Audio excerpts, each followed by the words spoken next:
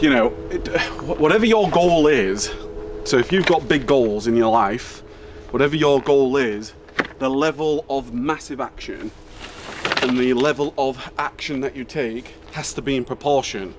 Has to be in proportion to the goal that you actually want, right? So if you want to build a big business, if you want to build a big team, if you want to go global, if you want to be from maybe a small little town, a small little village, and you want to take over the world, that's going to take a lot of energy. It's going to take a lot of action. Somebody who wants to take over the world that just takes small action, they're not going to be able to take over the world. So whatever your goal is, the level of action has to be in proportion. Otherwise you'll never get there. And that goes for us, and that goes for me, and that goes for you, and that goes for everybody. And you've got to always start, you've always got to start with, like me right now, truth be told, is this clearing these pallets up, chucking these pallets away, is this really, in real terms, is this in proportion to the goal that we're after? You could arguably say no. Should I really be doing this right now? But why am I actually doing this? I'm doing this because, number one, it serves as the business appearance. It serves as the business, you know, the way we look, the way we feel, the standards that we have, that this is unacceptable for us, so we've got to clear it. It also, as a leader, I'm never going to expect anybody to do something. I'm not going to tell you, or I'm not going to tell anybody to do something, get on my hands and knees, pick up shit, if I'm not willing to do it myself. Right? How can you expect anybody to lead anybody into battle? And that's what we are every day. We're in battle. How can I expect anybody to follow me into battle if I'm not willing to get my hands in shit? So I want to get my hands in shit, so that when, I'm not going to get all this done right now, but then when tomorrow one of the team or a couple of the team, they start to come out, they can already see Kev got involved in this as well.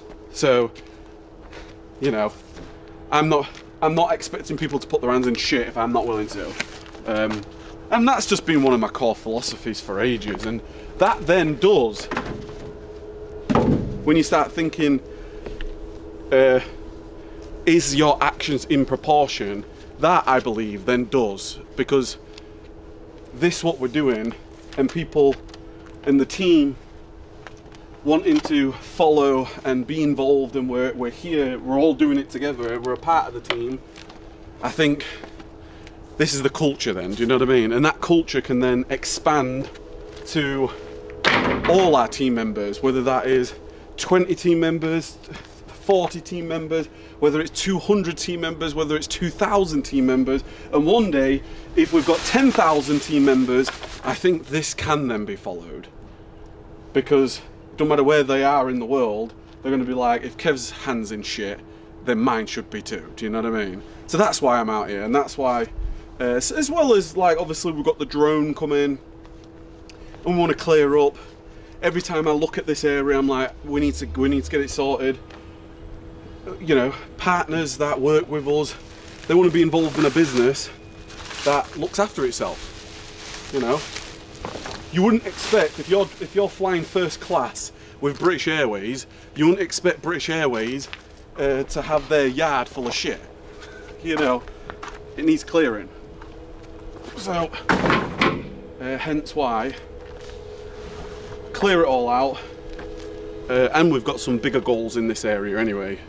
You know, whether that is one day having an extended warehouse built in this area, whether this is offices become in this area, because this is just kind of unused, really valuable space right now. It just needs some infrastructure put in here. And a stepping stone to get to that infrastructure is clearing it. So it all does come full circle. In the meantime, my hands do actually smell like shit now. And Kylie will be very happy about that in the car, but we'll get there. We get there. We can see floor at least.